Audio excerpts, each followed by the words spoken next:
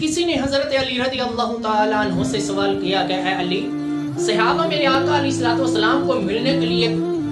کتنا بے قرار ہوتے تھے، صحابہ میرے آقا علیہ السلام کو ملنے کے لیے کتنا بے چین ہوتے تھے؟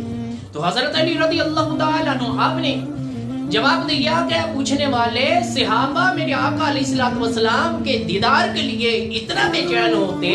صحابہ میرے آقا علیہ السلام کے دیدار کے لیے اتنا بے قرار ہوتے، جس طریقے سے ایک پیاسا پانی کو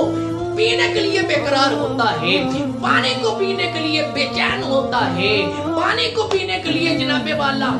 کوئی چیز بھی اسے سوجھ بوجھ نہیں رہتی، بس یہی خیال ہوتا ہے کہ پانی مل جائے، میں سارے کا سارا پانی پی لوں۔ اسی طریقے سے صحابہ رضی اللہ تعالی عنہم جب میرے آقا علیہ السلام سے بچھڑتے تو بے قرار ہو جاتے، اور جب تک آپ کا دیدار نہ کر لیتے نہ ان کو چین میسر ہوتا نہ ان کو سکون۔